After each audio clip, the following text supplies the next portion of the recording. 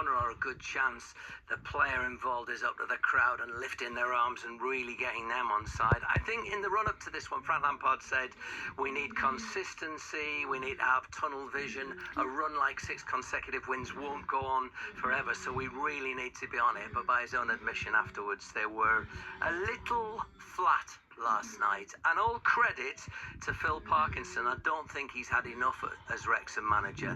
When you're managing the cultural change of, coming from the National League through to the Championship, you're constantly flipping players, 13 new signings, and he's already got them in a little bit of a groove after 6, 7, 8 games. He's managed to bed them down. All those sort of icons like Ollie Palmers of this world that were there for absolutely ages and part of the early journey are now moving on.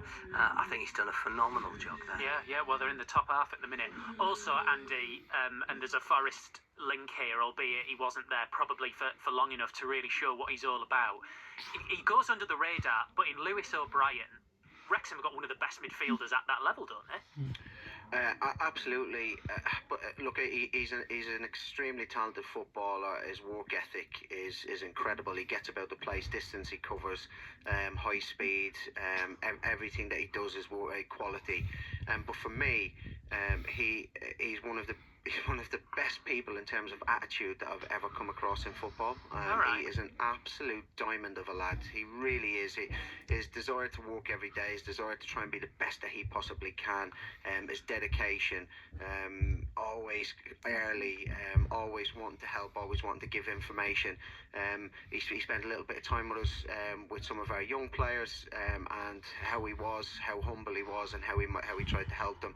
He's a brilliant asset to that football club on the pitch, but also he'll be really, really important to them in the changing room as well. So I can't speak highly enough of Lewis, and I'm glad you brought him up.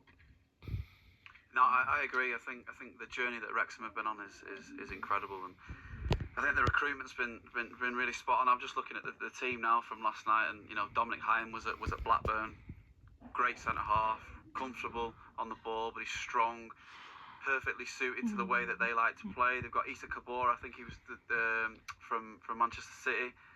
Ben Sheaf, who was at Coventry, was a top player at Coventry, had a really bad injury or was out for a long period of time, but come back into the team. Matty James has been around, the Premier League and the Championship, got bags of experience. Keeper Moore's absolutely pivotal for the way that they play. You spoke about Lewis O'Brien there, and then you got Josh Windass as well, who's we was actually touching on him before the show and some of the goals that he was scoring. So all 3 assists last night as well. All 3 assists last night. So they've built a really, really good team there, and they deserve to win last night. You WhatsApped him. Did he message you back yet? Or? Yeah, he did message me back, but nothing about the what I was saying about his punditry. It's more than you do, Phil Jones, when I'm chasing you for a phone number. Sorry, what was that? I said it's more than you do, text back, when I'm chasing you for a phone number. Look at your text from about 3 weeks ago. He's not even given me his number, Mark, so don't you worry about that. I've got that. I'll be ringing him in the middle of the night. Let's just touch on the relegated teams. There's a lot of talk in the Premier League at the moment about how well the promoted teams have done.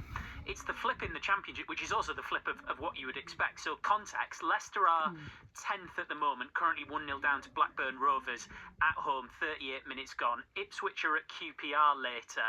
Southampton are in 20th. They're at home to Preston. Ipswich in 13th. I mean, I think of those, Mark, it's obvious which manager is under the most pressure, isn't it? It's Will Still. Yeah, and at Blackburn last week, the fans regally turned upon him. He's had to make a lot of statements this week about shutting up and getting on with it. My understanding is there's quite... I'm not sure the club knows where it is at the moment. When you've only run 4 of your last 47 games, clearly that is something that is embedded in the fabric of the club. He may have been generous, it may have been the terms of going in there, but I don't think it has helped not bringing in any backroom staff at all of his own, because you obviously have to win them over as well as winning the players over. I have never met Will Still, and I don't want to do him a disservice, but I do believe that managers cannot just rely on their technical skills. You can be absolutely brilliant laying teams out and all the rest of it, but there are going to be points where your personality, your ability to set the tone, your ability to take players to one side, and but he had that in France, clearly, didn't he? Yeah, he's obviously had some success there, but I'm just not sure the players are, shall we say, fully buying into him at the moment. Do you know, I think it's fascinating, Andy, because I spent a bit of time with the FAW last summer and met a lot of the kind of analysts there who are incredibly talented people, and quite a few of them looking to move into coaching. The job that Will Still does at Southampton, and this isn't his fault or his responsibility, but there's a lot of coaches coming through in the way that he did who kind of maybe need him to be successful because he's become, for want of a better phrase, the poster boy for analysts becoming coaches. Yeah, look, I think the data, I think the analysis, and I think all that work, I think is really important. But I think we also have to separate it from the coaching. I think it can inform what we do. It can inform how we coach. It can inform how we play, and it can give us some information on where we should go and what direction. But we've got to rely on the experiences that we've had. Now, I'm not saying that every coach needs to be an ex-player, but it definitely helps when you've got some experience in there. Now, I think I probably take on board what Clem has just said there, and I think it's an important part is that you can set up a team tactically the way that you want, and you think, right, this formation in theory should work against this formation, but football's not played on a tactics board. When you step onto the pitch, there's loads of variables, there's loads of moving parts, and there's loads of things that change within the game. And also a key part to it is getting players to buy into what you're trying to do. So you're trying to get your message across. You, as a manager or as a coach, you're almost a salesman to in some respects, where you're having to sell your ideas and you're having to make the players buy into it, make them understand it, and ultimately make them believe in it. Because when they step out on the pitch, if a player doesn't believe in what he's going out to do, it's going to be difficult for him to implement it to the letter. So I think it's a tricky time. And I kind of feel for him a little bit because it's a tough situation to see down there. And then I'll probably go back to, I know Clem's full of good points, he always is because he's very knowledgeable, but I look at the point that he made about how many games they've won in a period of time.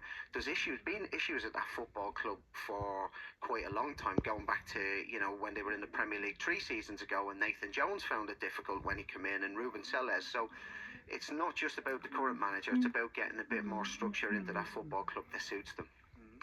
Sorry, Clem, I agree totally with what Andy just said then about, you're not just buying into the tactics manager, you're buying into his personality, you're buying into his sort of authenticity, you're buying into the character of how he conducts himself in and around the training. That is a massive, massive part of football, and of course that tactically you have to be spot on, of course you do, because you just won't make the grade, but you have to buy them into sort of the journey that you've been on as well, and try and bring that authenticity out. And I see some managers, or from the sideline looking in, you see some managers who probably just don't have that authenticity of themselves. And I don't know, I agree, I kind of agree with what you're saying. I think Will Stills needs to sort of reinvent himself and find himself a little bit more in the squad and the team itself.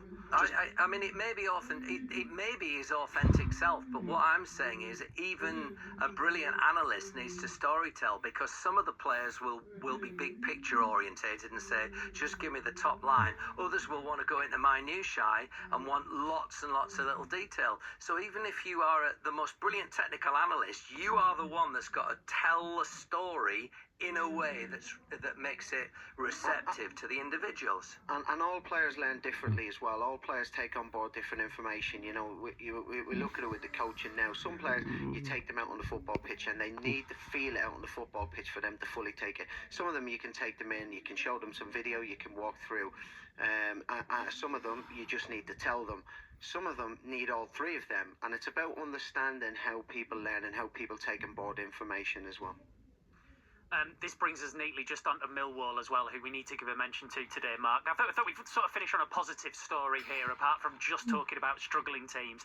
They're at Oxford United. They've won their last 4, 23 points, so they're only 2 behind second place Middlesbrough, who are at Watford later. And actually, if we're talking managers and experience, then we're talking Millwall, aren't we, and Alex Neil? Yeah, I mean, they've got real momentum, haven't they?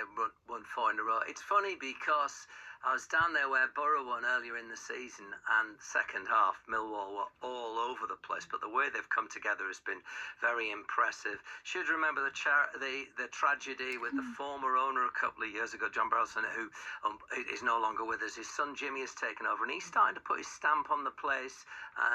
Doing it in his own mould, so they've got momentum like that. I tell you this. Reputationally, Millwall, they get pulled all over the place, but it's a fantastic community football club. They do some great work, and they've only been in the top flight once in their history, 2 seasons back in the late 1980s. I would love to see Millwall in the Premier League. It would be fantastic. Good stuff, Mark. Unfortunately, when you were talking there, Phil has actually blocked your number now, but never mind. Story of my life. Throw me right under the bus there. Steve, just before I go, can we just send love to the family of Colin Addison? He was the manager of Hereford United when they pulled off the big shock against Newcastle back in the early 1970s. He went on to manage in South Africa, in Kuwait, Doha, lots of Spanish teams, Atletico Madrid included. Sadly, he passed away yesterday, so love from us to all his family. Oh, absolutely. Well said, Mark. Thank you very much, Mark. That's Mark Clement. See you later. We'll keep you up to date with all of the EFL, including the early kickoffs. Norwich City, Hull City, Sahil Sahi. Yeah, half-time, Steve. Norwich 0, Hull 0. Norwich playing well. They should be ahead, doing everything right except scoring. Sargent, he missed from 6 yards out. Duffy and McConville going close with headers before Jeffrey Schlupp. He clipped the crossbar. Hull second best. No attacking threat so far. Half-time. Norwich 0, Hull 0. West Brom Sheffield Wednesday, Lee Blakeman. 0-0 here as well. Ethan Horvath's had a great half in the Wednesday goal, though, making good saves to deny Mikey Johnston, Alex Mowat and Josh Maja. Wednesday's best chance, low cross, in from the right. Ike Ugbo went sliding in, just couldn't get the big toe on the ball that was needed to poke it over the line. It's a game that badly needs a goal. This one, West Brom 0, Sheffield Wednesday 0. Still Leicester City 0, Blackburn Rovers 1 in the Championship as well. In the Women's Super League, Chelsea London City Lionesses, Joshua Adidonko.